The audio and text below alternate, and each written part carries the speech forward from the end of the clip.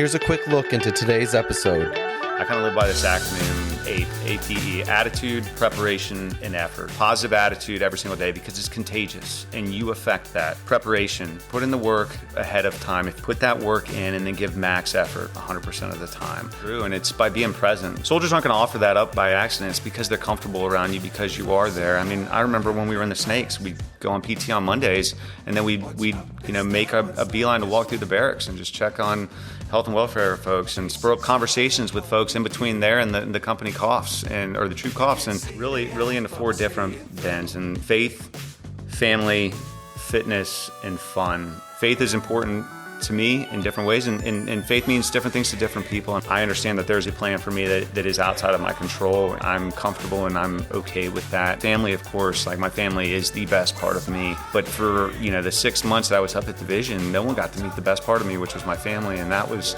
I didn't realize it was going to impact me or affect me in the way that it did. But my family is the most important thing to me. Fitness is inherent in everything. I've got to be on my best game just like any and everyone else does, and I'm in this for the long haul. Fun than fun. I mean, if you're not having fun and you don't plan for fun, then why are we doing any of this? And so being deliberate about having fun and getting different experiences and opportunities, that's important to me. So the promise that I make to my family is that when I'm home and I'm present, I am present. And I learned there were times when I got called out on it by Haley. Like I wasn't present, and that's when I'm answering the phone at the dinner table and just setting aside time to where I will absolutely respond if something is critical, but at the same time when I'm home, I'm present, mentally present. I think that provides me an opportunity to share probably the greatest advice I ever received personally. And I was at Sand Hill, Private Alexander. I was at 30th AG waiting to go, as they called it, downrange and meet my future drill sergeants. And I don't know who this NCO was, and we were just standing in a long line, probably to receive some sort of uniforms or something, but it was just going from one place to the next. And he said, He's like, I don't know where you guys come from. I don't care who you are.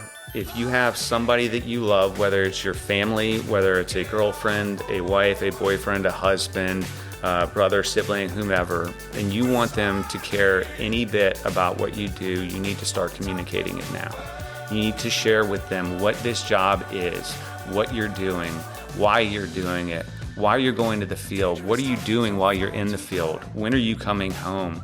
What's the so what behind these things? Because if you communicate it, then it generates and starts the conversation, and they become invested in it, and they have an understanding and appreciation for what you do, and they know why, and they know when you're coming back. And if you don't do that, then they're not going to care because they're not going to know. Welcome to another episode of Teach Me to Fish, where our purpose is to help leaders better understand what drives people. In today's world, the core of recruiting and retaining talent revolves around leadership, and not just average leadership, but motivated, values-based, inspirational leadership. Our purpose is to get a little bit better every day. Progress equals small victories and stacking habits. Habits like getting up early, working your butt off, learning something new, being positive, and surrounding yourself with phenomenal people. We've been talking about doing this for a while now, me and you, and we've known each other for a long time. You've watched the podcast kind of come and start, from the beginning. But what I wanted to start with is a reminder for some of the folks, the whole purpose of this podcast and why I started this in the first place was that I wanted to share with people, for leaders, what's driving people these days, from young people to people that have been doing it for a while, what drove them, why they joined the Army, why they stayed, what was some of the things that kind of made them become the leader that they are today. And the way to communicate that to people is through their stories, and it's through conversations that you have with people. Me and you have had hundreds of conversations, and we just went for a run, and we had a long conversation this whole time. That's how people, I believe, learn what's driving people these days. What are the challenges that people are going through in their lives right now? And what are some of the challenges that they went through over the years? I wanted to do this with you today and share your story with people. And I wanted to have a conversation because there's a lot of exciting things going on in your life right now. One, thank you for having me on this podcast. I'm a huge fan. I listen consistently, and every time I get to the final episode, I'm constantly checking to see when the next one's going to be, so that way I can keep you with me on my daily PT regimen. So, no, thank you so much for having me on here, and I think this is a great topic and certainly resonates with me in my life and in where I'm at, and so I'm really happy to kind of share my story and talk about, what drives, motivates, inspires me, why I do this, why I joined initially and why I continue to serve to this day. And like I think the whole conversation's going to go in this direction of God has a plan for all of us. A lot of curveballs come at us throughout our careers and throughout our lives, for that matter. I did one of these with Trivius a few weeks ago, and it was make the best decisions you can with the information that you have at that moment. And I think this is a very similar conversation with you today. But before we kind of do that, what is it that you hope people think when they hear Ryan Alexander? When people think of me, what I hope people think of, I think the first thing I hope is that I hope they smile, and I hope they smile because I hope it's because we've either shared a fond memory together or in the near future we intend to do so. Yeah.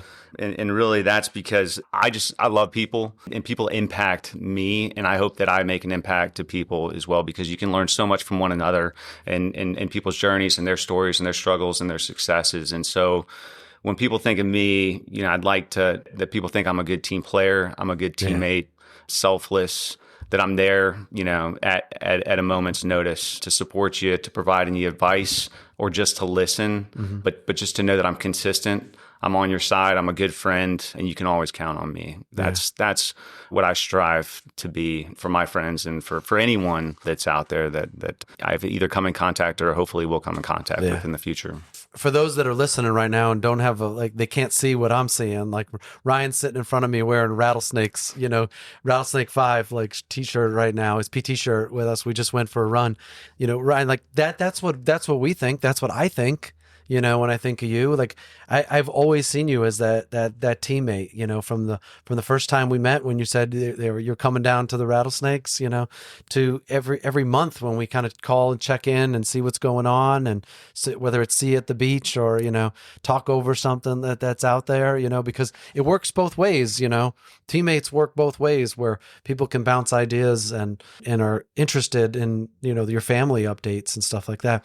What's like the spoiler alert? What's the biggest things that are kind of going on in your life right now that we'll kind of talk about throughout this thing? No, absolutely, sir. A lot going on in my life. I'm married. I've got 4 children. My wife works full time. Kids range in age from 15, sophomore in high school, all the way down to a 2-year-old baby Bo. And so we've got a busy and active life. But really what's fresh and on top of my mind is 8 months ago, my name came out on the command selection list. And both Haley and I are just extremely excited for this honor and this opportunity and privilege to be able to lead in command at the battalion level. And so really over the past 8 months, we've been preparing to move back to a place that's near and dear to our heart, Fort Benning, Georgia, where I was selected to take command of Infantry OSIT battalion down there. And so a lot has been going into that, with any sort of move. And we've been blessed to be out here in Hawaii really for the past 6 years, working at 25th Infantry Division for 3, and then most recently out at Camp Smith with U.S. Indo-PACOM. And so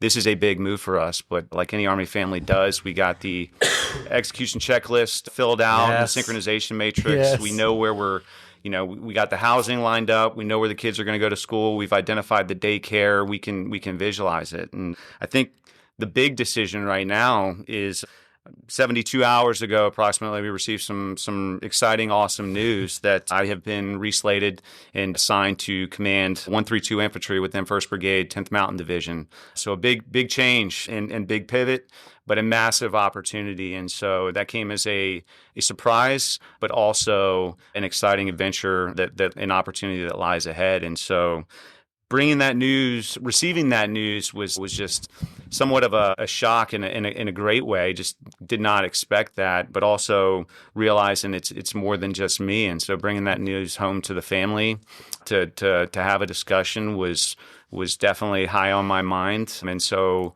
I talked to Haley, and she said, honestly, what I thought she was going to say, which is like, We know. You handed her a glass of wine. I did. I handed her a glass of before wine. you even told her. I waited until we put the kids down to have this discussion. I think she knew immediately something was up. But ultimately, it was just to share this news, this opportunity, but really to kind of get her thoughts and perspective on this, because we're an Army family team and we make decisions together. And so, Fort Benning is known to us. We spent a lot of our time, there serving in various units, and we've got good friends there. And so I was curious as to her reaction, but she immediately went off of, let me tell you what my gut says, because that's important. And her immediate gut instinct was, we're going. Yeah. And there's a lot that we don't know. But what we do know is that, we're going to do this together, and it's going to be an awesome ride. And so I'm very much appreciative of that. And with that, we kind of discussed a little bit more. And then I reached out to you, sir. Yeah. I reached out to both you and to Colonel Graham White, my former brigade commander and mentor. And I reached out to my dad, who's also obviously my dad, but also a mentor of mine as well, just to kind of get your feedback and opinion as well. And so that was really powerful for me, because each one of you gave me great and sound advice without, leading me towards a decision, because the decision was already made up in my mind anyways. Yeah. But you were great sounding boards and kind of played devil's advocate and gave me, a visualization of what is out there, what my options are available. And so anyhow, a lot on my mind, but we're ready. And like planners and Army families do, is you start leaning forward and leaning into the next challenge. And that's what this is, a challenge and an opportunity. And we're excited for the adventure. So. Yeah, that's awesome. Yes, sir. Yeah. Like I want to weave in kind of like that thoughts and the feelings that you just kind of described into the whole conversation, right? Because it's all connected, right? As we go through these things. But like, what made you join the Army in the first place? What was kind of the first thing? Like, where did this all kind of get started? How did it kind of all get started for you? I appreciate it, sir. I think first and foremost, I'm a third generation Army officer. So my grandfather served, and although I got to know him for a very limited portion of my life, I do know he served in World War II and in the Korean War, and for that I'm very proud of him. And my dad, my entire childhood growing up served in the Army as well. And so like a typical Army family, I grew up an Army brat. We moved every 2 to 3 years across the country and across the globe, and it was just really, really neat and unique for me to be able to see my dad come home every day in his BDUs and to kind of ask him about his day. And there was a sense of pride from me being an Army brat, but really excited to kind of hear his stories and what he was doing and his experiences with his soldiers and NCOs and junior officers. And so that was kind of my initial touch point with the Army. And I had a great childhood in just kind of exploring and traveling and just a good upbringing. And I loved moving around from place to place and understanding, different locations and cultures and people. And that gave me a really good perspective. And so in the back of my mind, that was something that always intrigued me. Yeah. So you kind of felt like it was pulling you towards it the whole time. Absolutely. Yeah. It absolutely was. I think, like any family that's out there, I had a great upbringing, but we did, struggle with some adversity early on in my life. We found out my mom was diagnosed with terminal cancer, and we ended up moving into my sophomore year, early junior year, back to Carlisle, Pennsylvania. So my mom could receive some treatment, and she subsequently passed a few short months later, and that impacted my life as well. And this kind of goes into why I joined, though, as well, because for me, there was a big loss that was there. My dad was ever present, though, in our life, serving while taking care of myself and my two younger brothers at the same time. And this all kind of happened around the 9/11 period as well, which absolutely opened my eyes to threats that exist that are out there. Watching our installation transform, watching the news, acknowledging that, this profession is extremely important to our society. And so that also had a impact on my decision to want to serve the people of the United States and support and defend the Constitution, but also to follow the legacy that my grandfather and my father laid before me. So yeah, that's cool. It's a good start.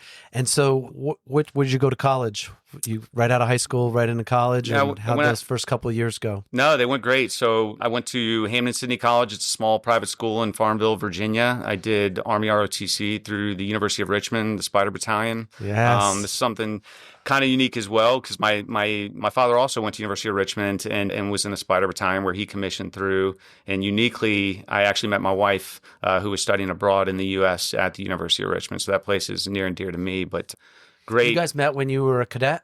No, we met right after I commissioned. I was Right doing after. gold bar recruiting at University of Richmond, but Yeah. just fond memories. And Army ROTC absolutely laid the foundation for who I am as a leader. But it also afforded me the opportunity, which I hadn't heard of, which was the simultaneous membership program, where I chose to enlist and join the Virginia Army National Guard as an 11 Bravo, which is absolutely what I wanted to do at the time, was be an infantryman and go through basic training in AIT through that one station unit training at Fort Benning and really not only experience it, but serve, have an understanding, knowing that I wanted to commission in the long run. I wanted to serve as a soldier and be part of that and go through that and start serving as soon as I possibly could, if that makes sense. Yeah. Yeah. I didn't know that. I didn't know you did the simultaneous membership program, you know.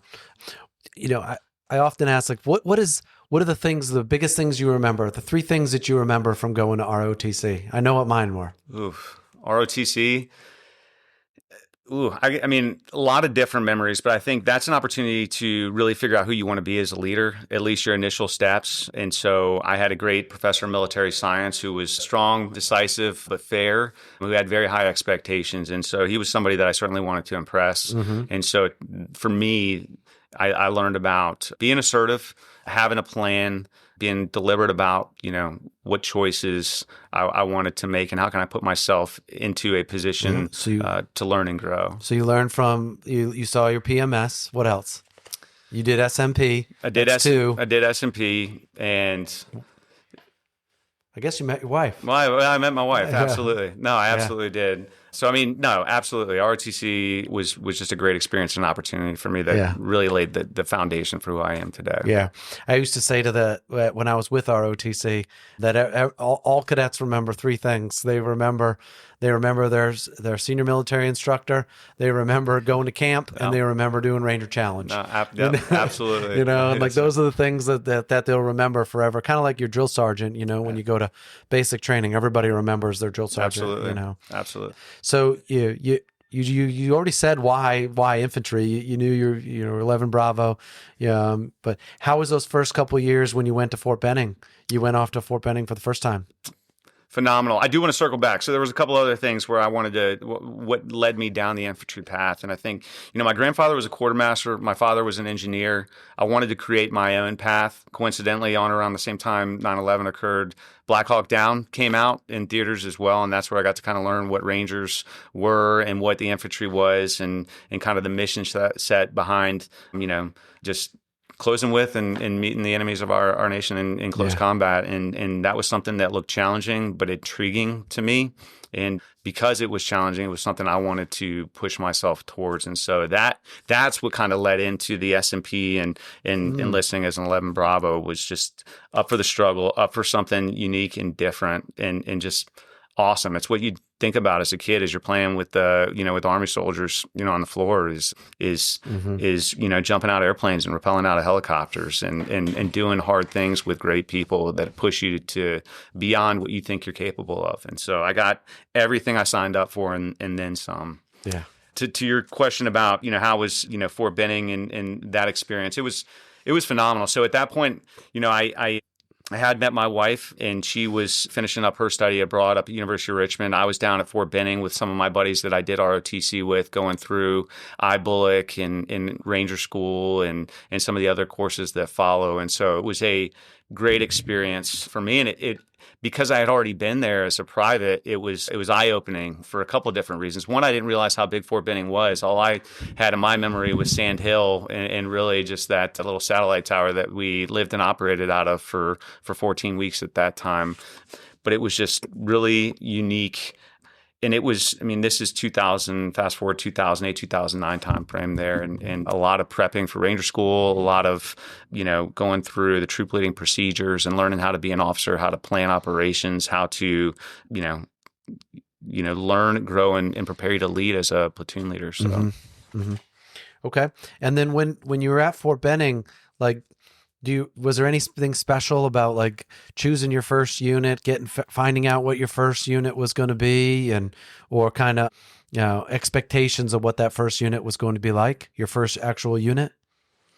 Yeah. So, I mean, this is something you probably don't know. So, fortunately, I was very lucky and assessed well through ROTC, and so I was able to get branch of choice and post of choice. And like many people, I wanted to go infantry and commission infantry, but also I wanted to go to the 82nd Airborne Division. That was top of my list, and so I was identified to go to 3rd Brigade 82nd. However, immediately after Ranger School, I went to Airborne School like most do, and on my first jump, I ended up injuring my knee, and so with that kind of was a little bit of adversity thrown my way where it kind of altered the path that I was originally designated to go. And so I actually had to spend a little bit of time out at Sand Hill within the 198th as an XO out there to essentially rehab my knee and then prepare for a follow-on assignment. And so while there, I was able to go to a couple other courses to kind of not only, instill confidence in myself, but also to test out the strength of my knee, and filled out my 4187. And I was identified to go to 1st Brigade, 3rd Infantry Division at Fort Stewart, Georgia. And so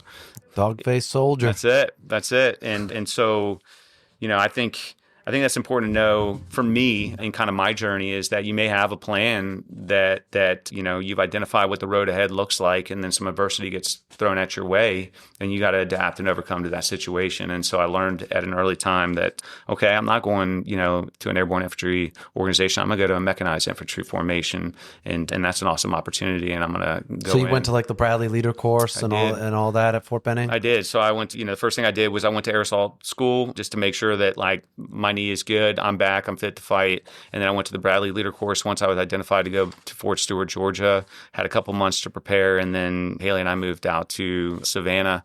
Found a great location to set up shop and enjoy my first unit. Were you married at this point? We were going through the process. So something unique about Haley and I is that my wife's from Ireland, and so we were engaged and working through the immigration process. And so that was challenging as a second lieutenant, trying to navigate that whole process while also navigating your first assignment in your career as a new Army officer. And so we worked through that together. Where'd you guys live in? You said Savannah, but we lived in Savannah, just like right off of, is it Abercorn? Is that the main street? Yeah, Abercorn. Like right at the intersection of 195 and the we call it the never-ending road that takes you all the way to Fort Stewart. So it's just right off 144, most dangerous road in the Army. That's they used to call it. That's it. And so we found a house there. We knew it was going to be somewhat temporary because we were on the patch chart at that time. Haley was also kind of bouncing back and forth between finishing her senior year of college at the University of Edinburgh in Scotland. So a lot of moving pieces early on, but that's where we set up. And so it was really find our home base, get to my unit, and then prep for our CTC rotation, then our deployment. So you went right into a CTC rotation, NTC? It was NTC. So I showed up and, was not pinpointed to a battalion. In fact, I originally was identified to go to 2-7 Infantry cotton balers. I showed up down there. They immediately let me know that they were full up on platoon leaders, and they had a pretty robust 3-shop full of lieutenants. But because I was the newest lieutenant and the last lieutenant locked in for this deployment, I got to carry this rucksack frame with cotton bale on it. Which I wasn't too pumped about. But within about 30 minutes, a call came down that 369 Armor, Speed and Power had a platoon leader spot open. And so I immediately picked my stuff up and jogged down the road to 369 and walked straight into a platoon that had been without a platoon leader for about 3 to 4 months. And so it was just a massive opportunity presented itself. All right. And then when you deployed, where'd y'all go? So we went to just south of Camp Taji, so eastern Baghdad, the Rusafa side, eastern side of the Tigris River, and we kind of bounced around. My platoon was actually assigned, so we were kind of carved up based on our mission set. We were assigned to an armor company, and so there was 2 armor platoons, and then my platoon. And although we were mechanized by design and by MTO, we didn't bring any Bradleys with us. So for the sake of this deployment, we were pretty much a light formation that augmented this armor company. You picked up like pre-positioned vehicles that were there? We did. So 4 Humvees, were they up 4 armors? MRAPs, 4 up armored Humvees, and then 4 MRAPs. What year was this? This was 2009 into 2010. So okay. All right. But yes, we had kind of bounced around, flew into Camp Taji. We were at a small little JSS, Old Ministry of Defense was an area. And then you had JSS, War Eagle, Loyalty. There's a bunch of, just by the way that we were designed, and we had a really good platoon. And so based on the different threats that presented themselves, we kind of bounced around and supported different organizations and headquarters within our brigade during that year. Okay. How long were you guys there? It was a 1-year deployment, and so that was also during the kind of transition from OIF into what they called New Dawn, Operation New Dawn. And so, but we were there for a year, so got in there December of 2009 and returned home in December of 2010. Okay. How long did you stay with 3rd ID? So I was with them from, I guess I PCS'd in 2011, summer of 2011. So about 6 months after we returned, I ended up PCSing. To the old guard. So, that was as I was, thinking about what I wanted to do, what comes next, where do I go? I heard of, these nominative broadening assignments that existed for infantry officers. And they included things like the Airborne Ranger Training Brigade, 75th Ranger Regiment, and the old guard. And for me, I had a little bit of scar tissue mentally, and the fact that I wasn't airborne qualified, that kind of in my mind ruled out the 75th Ranger Regiment opportunity. But the old guard was something I found very intriguing for a couple of different reasons. Most notably for me is that the regiment itself is broken into 2 different battalions, and one of the battalions' primary focus is on operations within Arlington National Cemetery, which is a place that I hold near and dear to me because that's where my grandparents are buried, and that's where my mom's buried. And so there was an opportunity for me to get a view of a different side of the Army and contribute and serve in a way that I hadn't otherwise considered or experienced. So. Yeah. Was your dad working out there then? Or? No, not at all. So my dad at that time was living up in D.C., so that was another opportunity to kind of get a little bit closer to home. But my dad was actually working as a DA civilian with the Corps of Engineers, the Corps headquarters up in D.C. Yeah, but now he's with Arlington. Yeah, so oddly, a couple of years after I transitioned out of the old guard, my dad transitioned and served as superintendent at Arlington National Cemetery for a couple of years, and then recently retired officially just over a year ago. And so that was just couldn't think of a greater person to work in that organization, just given the amount, our family is there, and then there's just so many, heroes and service members. That have made big shout out to your dad, because he's fun to be around, and every time he comes to visit, it seems like I also get to see you guys, whether it's your promotion or down at the beach or something like that, or a football game, So I always get to see him every time. It seems like every time he comes out. Yes, sir. Well, I know he's a big fan. He's a big fan of yours. He made sure to let me know, or to let you know, that he said hi. Yeah, he's at the Army Navy game. That's today. Right. Yes, sir. Doing that. Okay. So after you leave there, how does the next couple assignments, you don't have to kind of go through every single one of them, but like, what was the next couple set of assignments, combination of company command, field grade, what were some of the biggest things that kind of started to shape you as a leader, or also kind of had an effect on you, some of the leadership things that you saw that affected the way that you led, or you wanted to lead? I mean, this is a great question, sir, for a number of different reasons, because I think this also kind of gets into a natural point for, I think, a lot of officers, is on a decision point on whether I'm going to continue to serve or whether I'm going to make the transition out, which typically happens from my experiences is when you're a newly promoted captain, pre-captain career course, where you are now deciding your contract is potentially, about to to expire, and you've got a decision whether I'm going to continue to serve or I'm going to transition. And so that's something I certainly want to talk about. I absolutely made the decision to continue to serve, and I'm very grateful for that. And my journey kind of took me from the old guard up at Fort Myer in Arlington, Virginia, down to the Captain Career Course. And then I stayed at Fort Benning for about 5 years after that, just due to opportunities that presented themselves. And to your question, what shaped my leadership was the touch points and interactions with leaders that I had to that date in time. And so a couple of them I'd really like to kind of shout out that impacted me, that helped influence who I am as a leader today, but also shaped my decision to continue service. I think the first one is, at the time, Captain Kelvin Robinson, who was my company commander. He was that armored commander that my platoon was attached to. And there's a little bit of animosity between the armor and the infantry, but he welcomed my platoon and myself with open arms, and he was absolutely the company commander that I needed and that my guys needed at the time while we were deployed. And he shaped and influenced who I am to this day, and how I treat people and how I put people in positions that are going to cause them to work harder, but also are going to excel. And so I'm grateful for him. Another one, and really I credit my continued service to him, was then Colonel Roger Cloutier, now General Cloutier, who was my brigade commander. And it didn't matter where my platoon was along that eastern side of Baghdad. I seemed to bump into him at the time I needed him most. And he didn't know that, but for me, it was just, you could have had whatever kind of day you had, but you bump into him and it's just like, man, this guy is so powerful and impactful. I want to be like him. And we grew a relationship that helped shape and influence my decision to go to the old guard. And I remember as we redeployed, I went to him. He was the chief of staff of 3rd Infantry Division at the time, to ask if he'd write a letter of recommendation for me. I'd already written the letter, and he said, "Ryan, you want to go to the old guard?" I said, I do. And he made a phone call, and I was on orders to the old guard. And I got to bump into him a few other times throughout my career, but I'm just very appreciative of him having an impact on my life and in my career path. And so that's two touch points.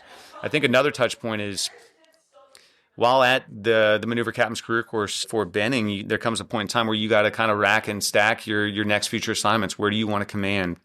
And so I remember Haley and I kind of going over the list of assignments that are there, and we had heard kind of through the rumor mill that 3rd Brigade, 3rd Infantry Division was going to convert from ABCT to an IBCT, and I just, Haley had a great job within the community of Columbus. We had 2 children at the time, and I just couldn't think of a cooler, unique mission set than to take a prestigious and historic, brigade combat team and transform them into an IBCT. And anybody that's been to Fort Benning knows that is the perfect place for an infantry brigade combat team, just due to the facilities, the schools, the access to so much at such a close proximity with really not many organizations to compete with. And so I was all in, but knew that there was the chances of getting that assignment were limited. I bumped into one day while at MCCC and a gentleman, and we were in civilian PTs, and started talking on our way out of the gym, and kind of told him my story.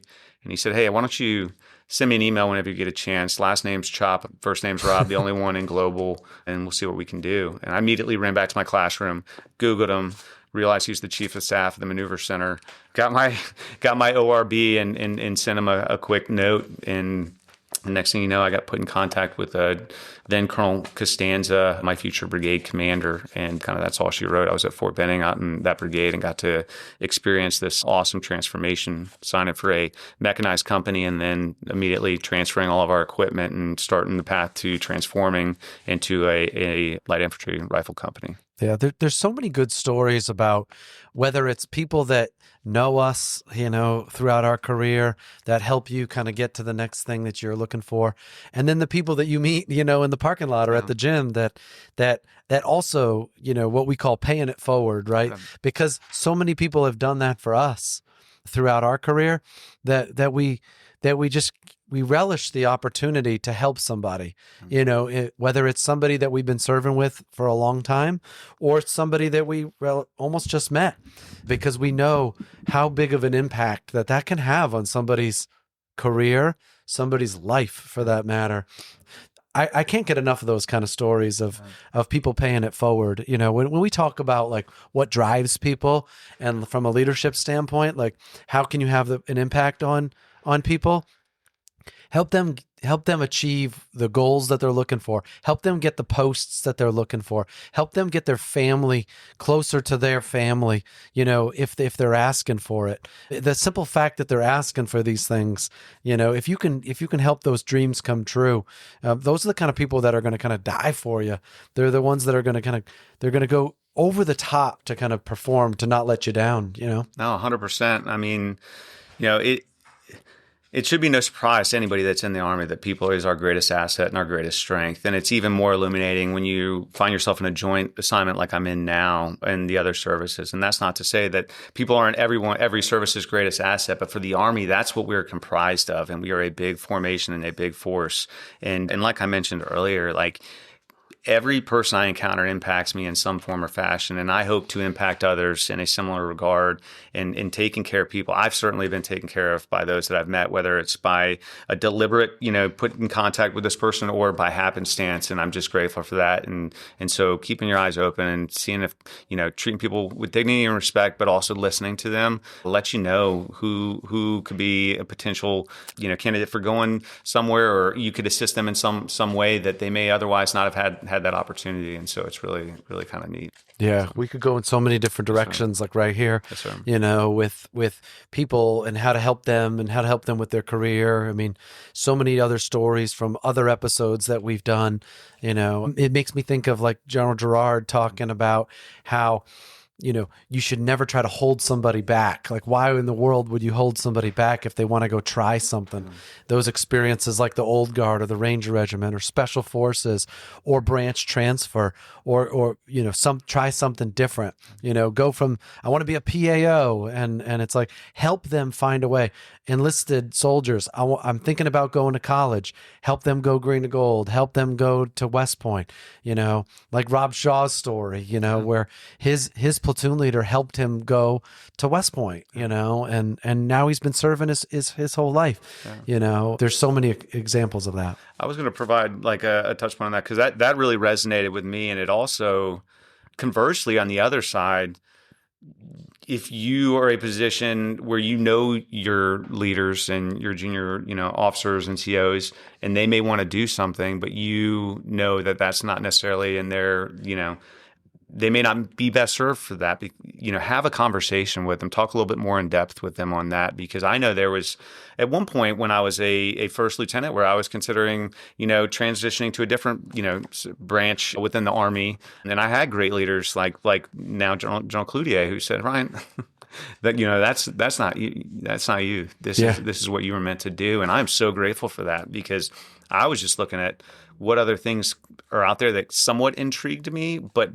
hadn't done enough analysis. And so I'm grateful for that aspect as well. And what that reminds me, and something I always challenge myself to do, is you got to know your people, and not everyone is the same. Everyone's got their own story and their own journey, and not everybody responds to the same. Where some require, you know, like need a kick in the butt, where others want to be heard. Others want, you know, a pat on the back. Others want to feel part of something, you know, and so that's our leadership challenge and responsibility. And I'm just grateful that leaders that came before me invested in me and knew me and provided their perspective on in guidance and counsel to me that's helped shaped, you know, where I'm at today, to include you and to include Colonel White. So. Yeah. Well, I had a special experience when I went to Vicenza to the 173rd, to then after I was done there, I went to Fort Bragg with the ROTC. But when I went to Fort Bragg, I got to see all of the lieutenants that were in our battalion and that were in the 173rd when they came to Fort Bragg, right after that. And the number is like 18 people, 18 lieutenants that had served with us in First Rock, had come to Fort Bragg. And you can imagine why they come to Fort Bragg. They come to Fort Bragg to go to Special Forces selection. They go to PsyOps. They go to Civil Affairs. A couple of them went to the 82nd Airborne, USASOC. There's a lot of, you know, the home of the airborne, right? The mothership. A lot of people were coming out there. And when I sat down with them after the fact, a couple of them opened up to me and said, I didn't know you wanted to go to special forces. Like, I didn't know you wanted to do these things. And they said, well, we felt like we couldn't say that. We felt like there was so many Rangers and there was so many people that had stayed in the regular army, whether it's the 82nd, 173rd, 101st. We felt like we couldn't say that because it was going to affect like how we were looked upon. And I said, oh man, like I didn't realize that at the time, that there were so many of us that are Rangers. They just thought they have to say, I want to go to the Ranger Regiment and I want to stay in the Army and be a company commander. But they didn't. They had these other things that they wanted to do. And what I said after I left there was, I want to change that thought. I want people to be able to open up to us when I become, a battalion commander. If I was to become a battalion commander, I want them to be able to open up almost from the beginning and say, this is what my dreams are. Like, these are the things that I want to do, whether they're branch detail or I want to go signal, or I currently have this branch, but I'm thinking about other branches because I didn't get the one that I was hoping for. And I started that from the get-go with the rattlesnakes, which was, I wanted people to feel comfortable telling us what their dreams were, and we wanted to make their dreams come true. Absolutely. 100%. I think that's critical. And that's something that I can resonate with. I want to certainly be approachable. My door is open for a reason. And I as a leader, you've got to be present and your soldiers, and you got to be consistent. And if you're consistent and folks know you're approachable, they're going to come. And when soldiers stop coming to you, and we've all heard this, right? If they stop bringing you problems, then that kind of becomes a problem in and of itself as well. And so I think it's just important because it's part of that relationship and that dynamic and that team aspect. You want people openly communicating and sharing thoughts, sharing experiences, sharing desires on what I want to do, where I want to go, letting people know, how the family situation is. It's that open line of communication. I think that starts with leaders. Yesterday I did an episode for Forged in the Pacific with Colonel King and Sergeant Major Levis, and they were talking about how do you get information, especially when you become a battalion commander or a brigade commander, brigade or command sergeant major. Like, how do you get people to be honest with you? How do you get people to tell you the truth? And the two areas that they said, PT and the chow hall, right, are the places where you can link up with people and you can kind of ask, like, what's going on? Like, what are you looking forward to? Or how was that last training exercise? What could we have done better? And when you're out in the field, or when you're out at PT, or you're heading towards the chow hall, like you're standing in line, you kind of get a little bit more honest feedback from some of the younger soldiers who don't feel obligated to tell you, exactly what you want to hear. Yeah, no, I mean, that's great. And I've heard a couple of different approaches, but that one absolutely holds true. And it's by being present. Like, soldiers aren't going to offer that up by accident. It's because they're comfortable around you, because you are there. I mean, I remember when we were in the Snakes, we go on PT on Mondays, and then we'd make a beeline to walk through the barracks and just check on health and welfare folks and spur up conversations with folks in between there and the company coughs or the troop coughs. And it, by being present to the point where it's not uncomfortable anymore. It's not, soldiers and leaders aren't reserved. They're not going to hold back, because it's more of a, why isn't, he here? It's like, because he's so present. It's I think that's critically important, and that is going to open the line of communication. And I agree. PT, chow hall, and just open access to your soldiers and leaders. Yeah. Well, you start to establish these like patterns of life, like where they know they're going to bump into you. When I was Rattlesnake 6, I tried, there was two places I wanted people to know where they could always find me. And it was at 6:30, you'd see me walking when the flag was going up, you'd see me walking behind the troops, you'd see me walking towards right through the snake pit, right? You knew from 6:30 to 6:45 you could see me there. Yeah. And then the other part is at about 8:30 walking towards the chow hall. You would catch me, either in line or on my way over there, because that's where I wanted to kind of be seen. Where I would bump into the soldiers, I could get some honest feedback from those people in those two areas. Yes, sir. Yeah, absolutely. Yeah, and you've been sharing these things with me, Molly. All right. So what I want to talk now is like we're starting to get into the, the leader that you've kind of become and the leader that you kind of hope to be. What are some of the things? One of my favorite documents is the things that I value, and it's just a list of all the things that I value the most. Starting with I love being around people who love what they do. Yeah. What are some of the things that you value that is going to kind of be who you are and in the leader that you are? No, absolutely, sir. I think, I've thought a lot about this, and, it really comes from me in this, it came to a realization as I was writing down some New Year's resolutions a couple years back, and I had bend them really into 4 different bends, and it's faith, family, fitness, and fun. And that's really how I structure my outlook and my approach.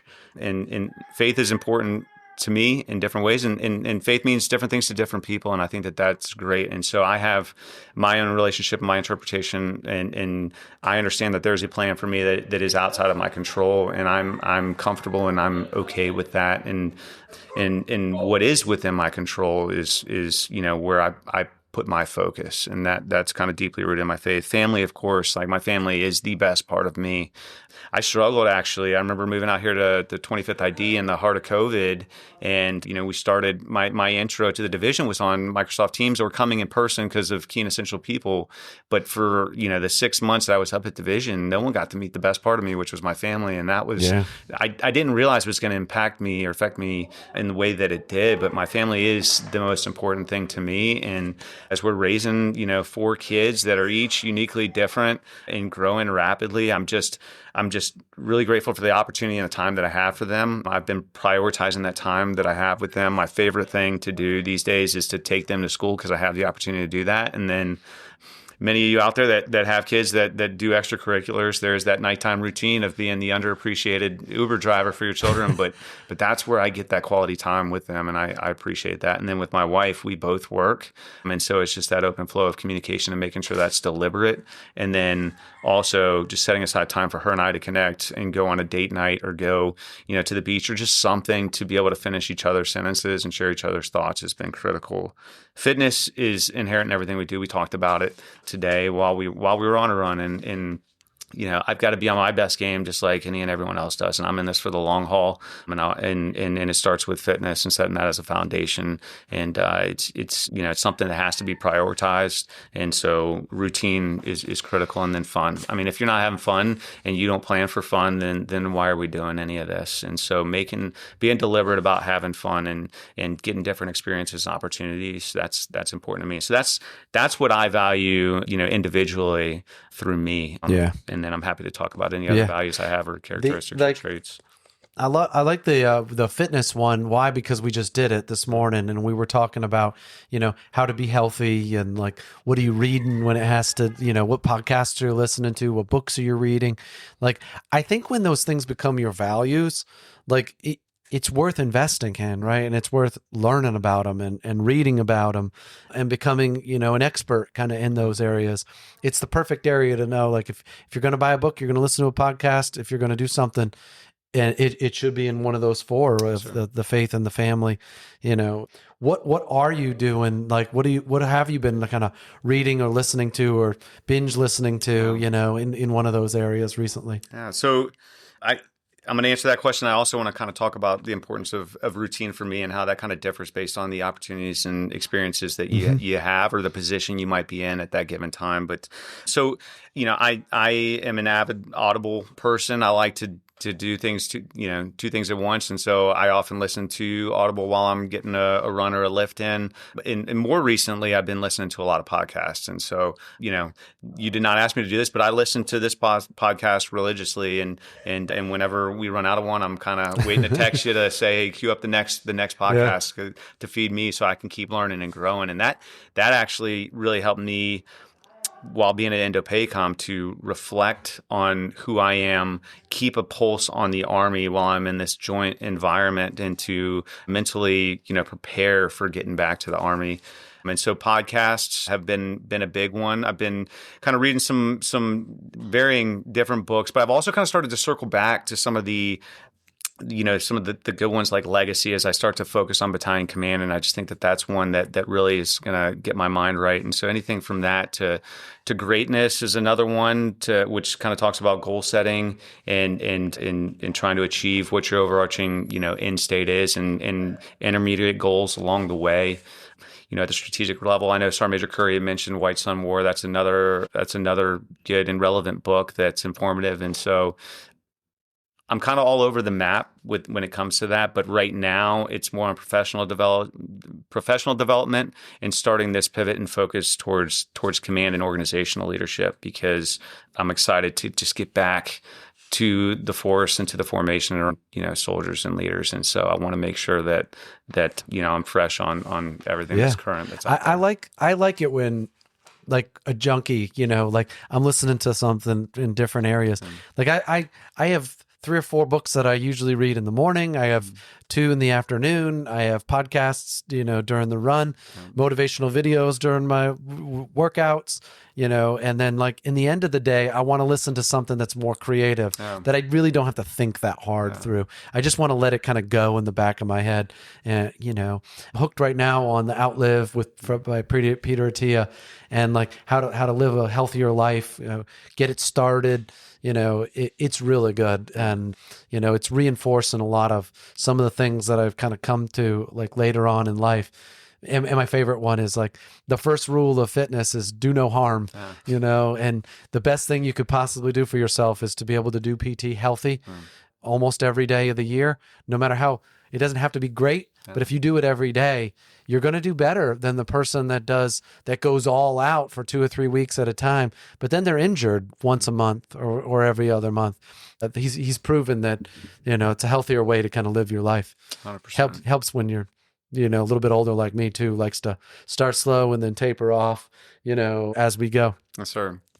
What are some of the expectations that you kind of have of yourself, as you become, because you're going to be, as a battalion commander, everybody's watching, right? Like no matter whether you like it or not, they're watching.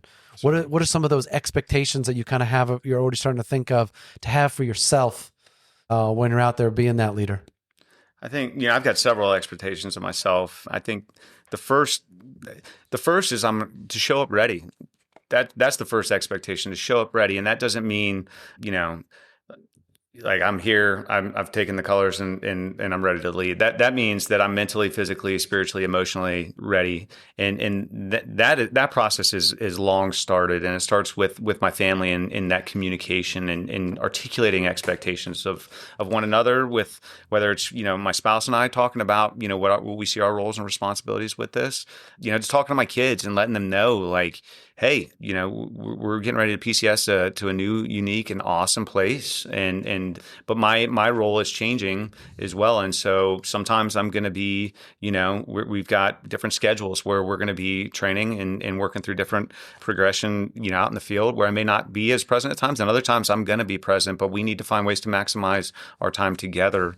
And so to physically ready, of course, and that's something that doesn't just happen overnight and is enduring. And so being ready in condition settings, so that way when I show up, I'm ready to take charge and place a heavy emphasis and prioritization. I love how you said it's not just you being ready, but it's Haley being ready, it's the kids being ready, it's the family understanding what you're kind of getting into. I love that because I think that when we try to compartmentalize my personal life is separate from my Army life, I think you're setting yourself up for unfulfilled expectations, and therefore, it's not going to work, right?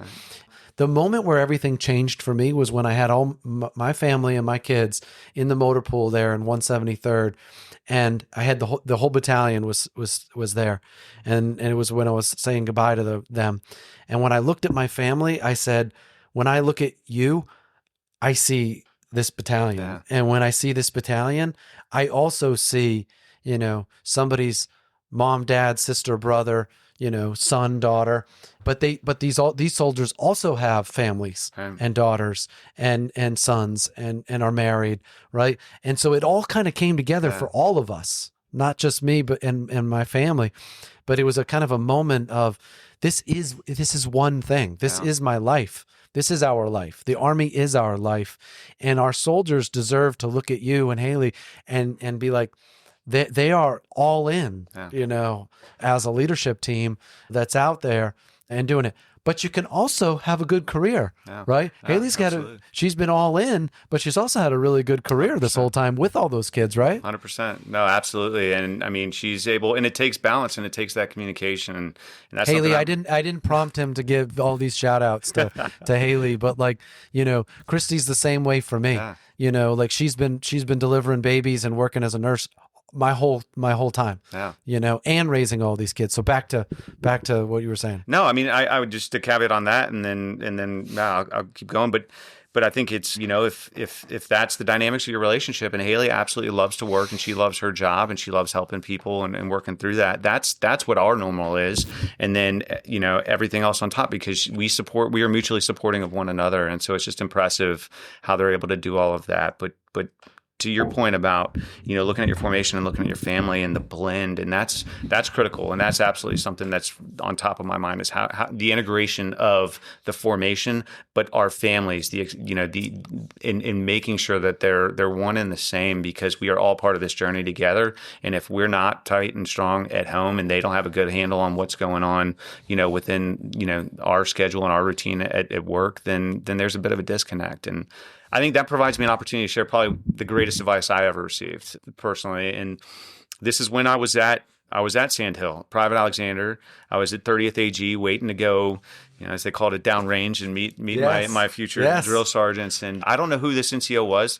He was a drill sergeant and he was working at 30th AG, and we were just standing in a long line, probably to receive some sort of uniforms or something, but it was just going from one place to the next. And he said, He's like, I don't know where you guys come from. I don't care who you are. If you have somebody that you love, whether it's your family, whether it's a girlfriend, a wife, a boyfriend, a husband, brother, sibling, whomever, and you want them to care any bit about what you do, you need to start communicating it now.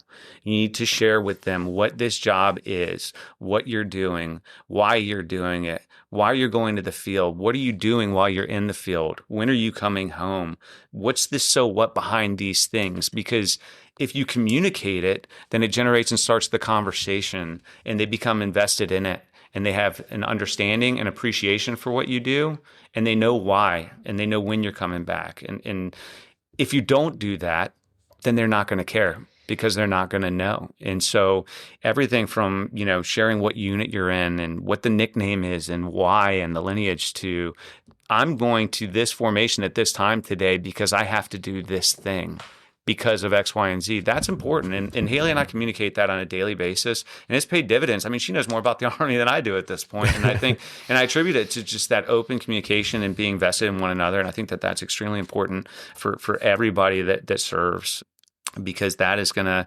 kind of share the why behind what you do. Yeah.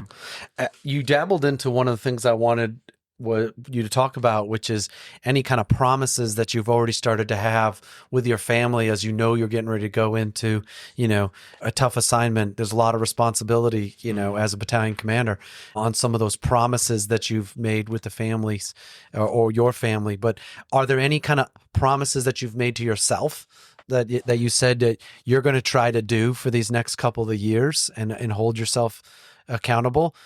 By sharing it right now, you're also asking somebody to hold you accountable to the promise that you're trying to make to yourself or them. No, 100%, sir. I mean, the promise that I make to my family is that when I'm home and I'm present, I am present. And I learned that as a squadron XO and a brigade XO very quickly, that there were times when I got called out on it by Haley. Like I wasn't present, and that's when I'm answering the phone at the dinner table and just setting aside time to where I will absolutely respond if something is critical, but at the same time, when I'm home, I'm present, mentally present. And I think that that's important. So when we're engaging in conversation, that I am 100% there and not at work. And that's a hard thing to do.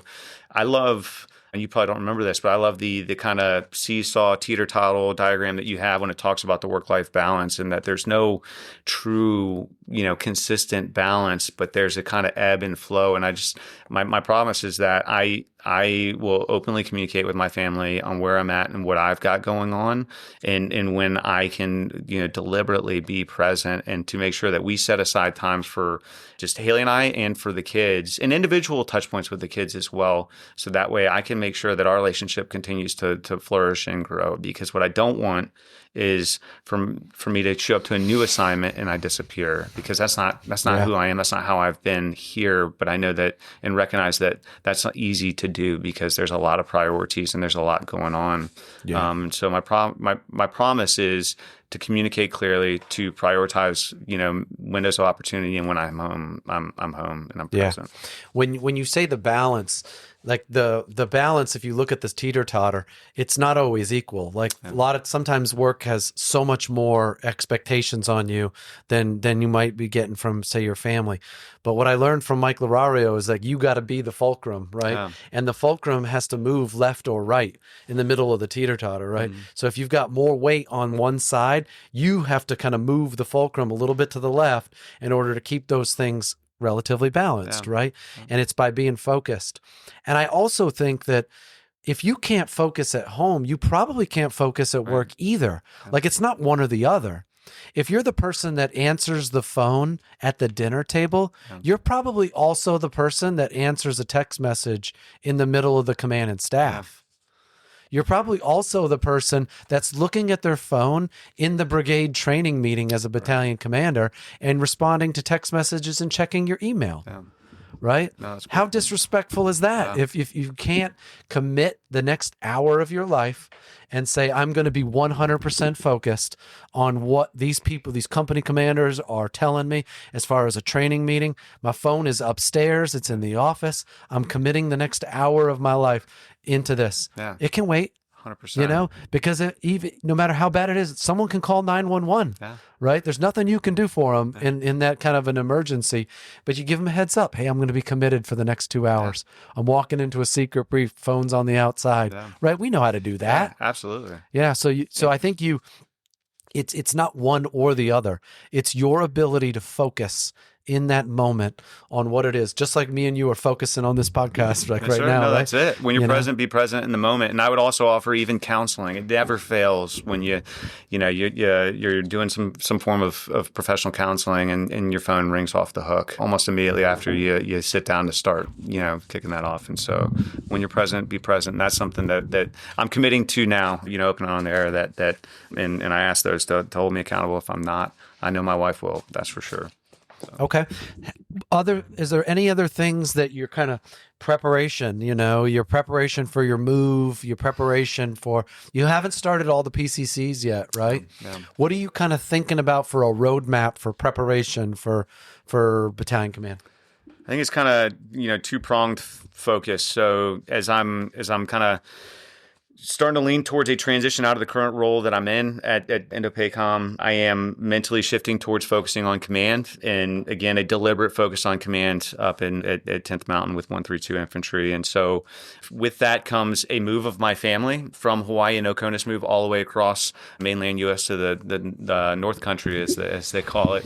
And so what does that look like? And so we'll start with a fresh execution checklist, and we'll start. Haley's already on the housing list and working through that process, but it's identifying which school the kids are going to go to, and there's some great options that are up there. Where's Bo going to go to daycare? What options are available for Haley to work? What is in and around the surrounding area? And I'm grateful for our group of friends and just our network, because there's been an outpour of people that have talked about how phenomenal Watertown and North Country and 10th Mountain Division are, and so we've got so much information that has kind of flooded us. We're just kind of working through it to start setting conditions for the family. On the other side, I'm starting to think about, taking battalion command, and with that comes, having kind of been at the operational and strategic level, it's refreshing myself and kind of starting to look at things through the tactical lens, and whether I can, come, observe a JPMRC rotation or get back out here on Schofield and observe platoon or company live fires or CALFEXs. That would be certainly something that I would love, just to kind of open my eyes to where we're at and give me a kind of touch point. The other thing is getting a pulse on where the battalion's currently at and where the brigade's at and what does our long-range training calendar look like, because I'm aware that this organization has been doing great things and it continues to do great things, and I want to make sure that I show up and I don't disrupt anything that's in motion, that I jump in and we continue, with the same pace that the organization's already running at. And so my mind's kind of all over the place, but I'm thinking about that. I'm thinking about administratively, just condition setting with respect to, looking at, my approach towards command. And that doesn't change from the command I was originally slated to and to the command I'm going to take. My approach doesn't change. The conditions might change. The tempo might change. The weather certainly different, which is great. And I'm welcoming that. But my approach is not going to change. And so I'm just kind of leaning forward on all that. Yeah. I shared a while ago, like one of the documents for preparation for battalion command that I put together. And, I just want to kind of remind, it's like the three buckets that I said that you got to do, in preparation for battalion command.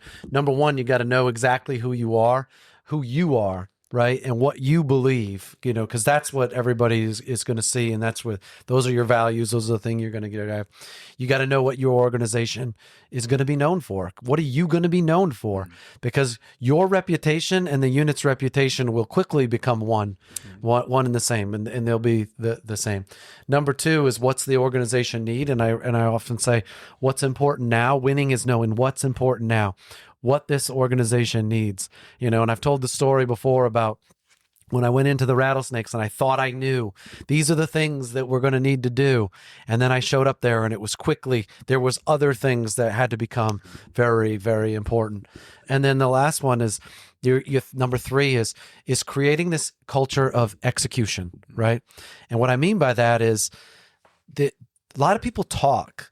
A lot of people can put things on paper. You can put your vision and you can put your, this is what we're going to be about. And this is what this unit is known for. But if you don't execute, it's just words. It's just documents up on a wall. And it's just, it's just like, it's just PowerPoint slides or something like that, or a document. You gotta become a culture of execution that takes the things that you say you're going to do and absolutely puts them into place. Yeah. No, that's all extremely helpful and a great mindset to approach what's on the horizon for me. And I think when I think of soldiers, NCOs, junior officers, just leaders at echelon, there's a couple things I look for in them, and of course you have your Army values, which is the bedrock, and that's the foundation of who you are, and those are something we should be living and upholding every single day. But from an individual perspective, on top of those values, I kind of live by this acronym. Attitude, it's APE, APE, attitude, preparation, and effort.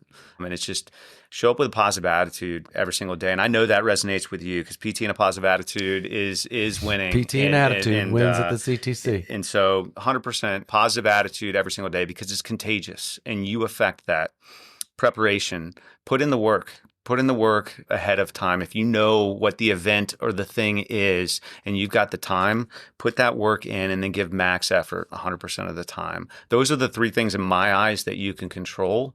And so that's something that I try to hold myself accountable to. And that's what I look for in leaders within my team. On top of that, confidence. I think confidence is critical. It's a mindset.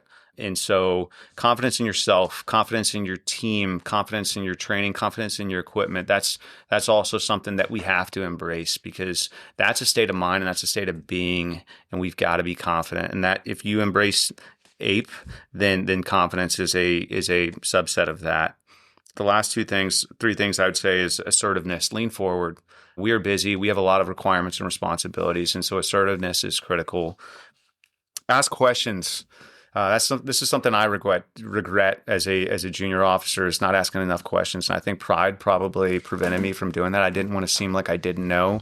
But if you see me, I'm going to ask so many questions to help inform me and to get a better understanding. And so I ask, if you don't know something, to ask those questions because it's going to make you better and it's going to make the team better.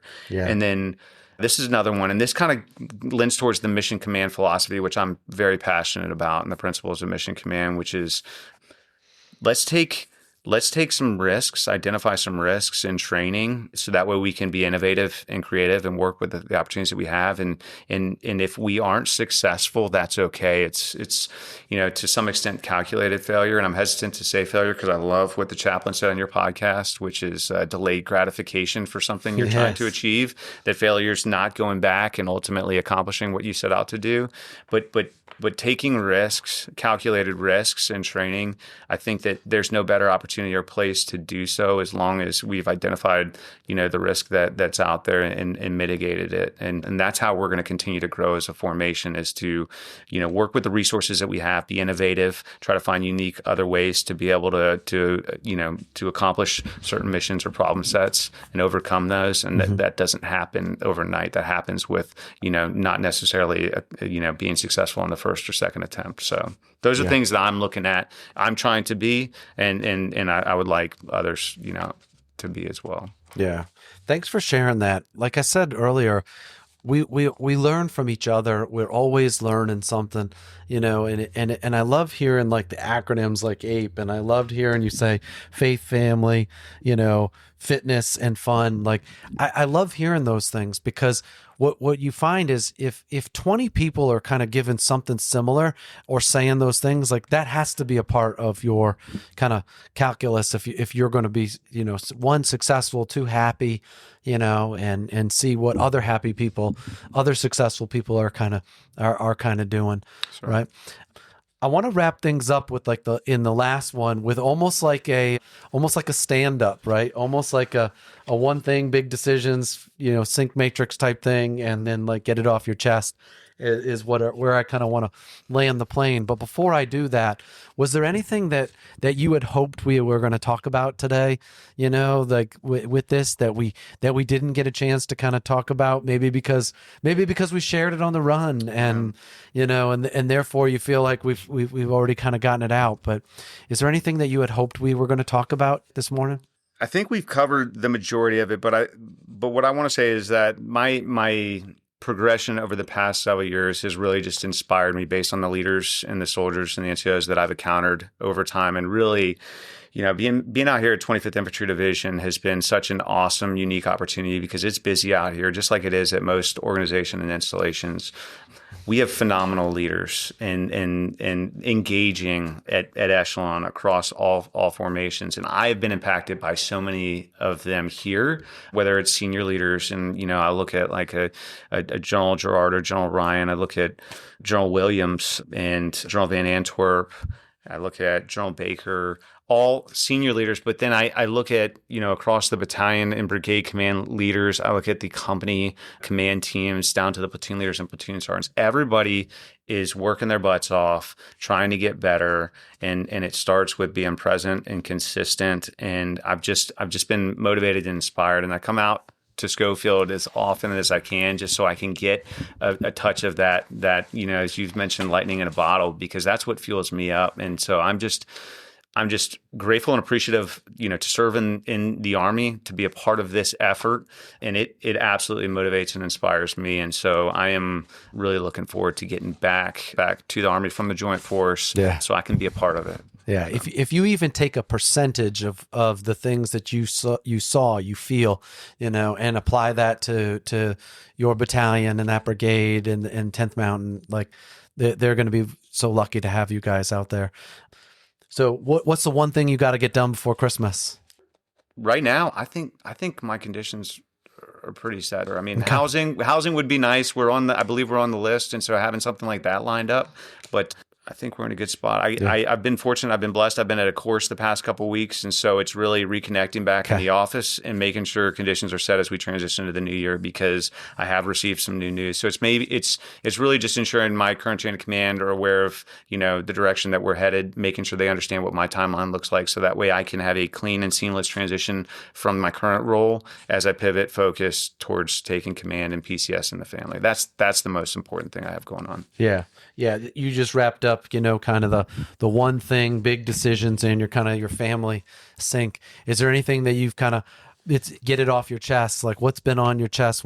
What's one of those things that's kind of been bugging you? It's been hard over the last couple of years or something like that. I think, it's I've gotten to serve as an action officer for the past 3 years, and that's a humbling experience and opportunity when, before serving in that capacity or role, you're a brigade chief of staff and a brigade XO. And so very humbling and unique. There's a bit of imposter syndrome when you go into an environment like that. And so for me, get it off my chest perspective, I think it's, as a leader, being engaged, building teams, and building teams at whatever capacity you can. And so whether it's you as an action officer standing up and building your teams and formations, or you've got, a chain of command or a team that surrounds you, but just, and I kind of liken that to a staff to some extent as well. And so just making sure as people are responsible for their own efforts, that we're bringing them in, they're very much feeling part of that team and involved and supported. So, yeah. Well, I want to give you kind of let you wrap things up with a final salvo. But what I want to say is thank you for doing this with me today. Thanks for sharing what, this in a manner with as many people as we possibly can. I want to say thanks for what you're about to go do. That's a lucky battalion to have you guys out there.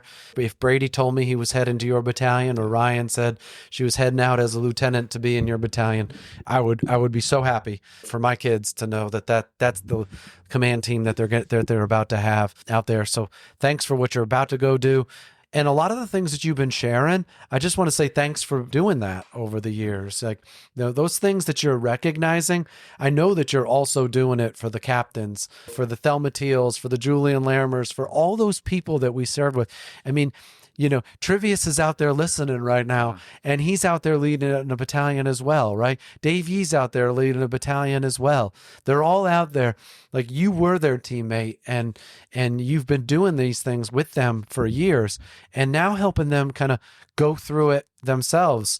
This is a continuous thing. This is an infinite game that we're out here doing, because this leadership for us, it is also our life. This isn't just something that we do for a little bit of time and then put a stamp on it.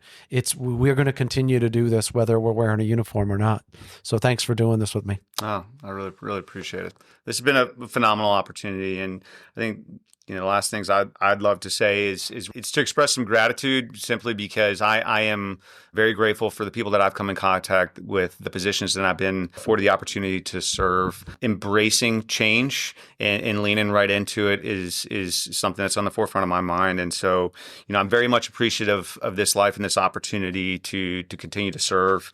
I'm very aware of the impact of people, and making sure that everyone, we take advantage of the short time that we have, on this planet to make a difference. I think it's important to understand and be aware that we cannot go at this thing alone. And that, for me, that to really appreciate the value of teams. And so for me, that kind of sums up what the Army experience is. Appreciate, those that you come in contact with. Take an opportunity to listen to someone. They may impact you, and you certainly have an opportunity to impact them. As I mentioned about, our leadership challenge, to know and understand our people, I think it's important to read the room. Whether we're doing a stand-up, making sure, that everyone's good. And because you never know what kind of storm someone's kind of walked through that day to get there to that meeting, and keeping everyone focused and heading in the right direction. That's where my focus is on. It's on the people, our greatest strength, and I'm just grateful for the opportunity to be a part of this greater collective team. Here's a sneak peek into our next episode. Hi, sir. Let's go! Tropic Light Meme! How's it going? Hell yeah. Is I really wanted a way for meme pages to change, because a lot of the ones that you see that are like unit related, it becomes like more bashing rather than showing the positives. And I came out here because I wanted to have a different experience where I came from last. It didn't really meet like what I felt the Army could be for me, like what the experience I wanted to have. And I know a lot of other people had that same thing. So when I came here and I heard all the good stories, especially with leadership from team leader all the way up to the CG and even Lightning 7, I was like, this is a good place. It's in a good spot in the world, good unit, good training.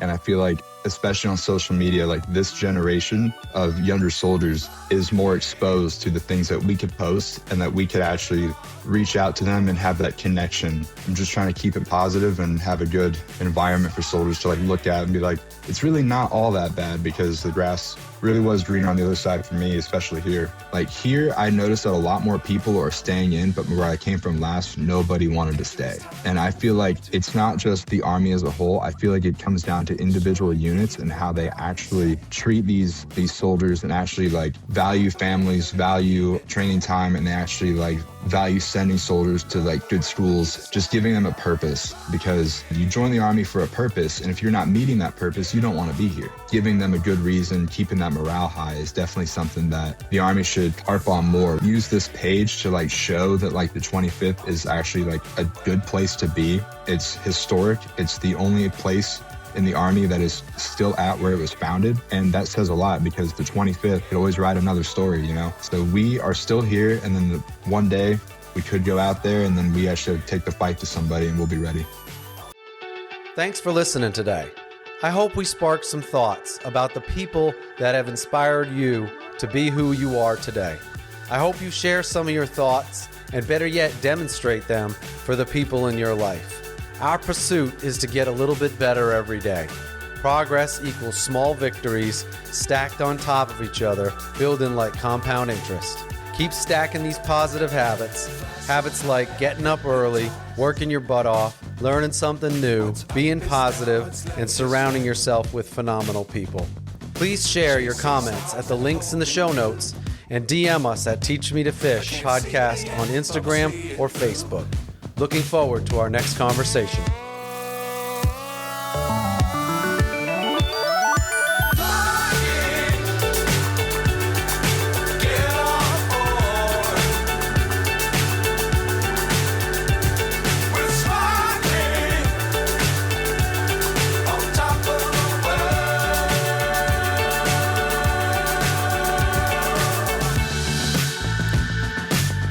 Times don't fly too high.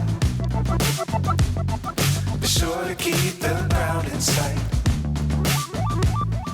Fly forever if you keep it tight. Love the world, but keep the sky on your mind.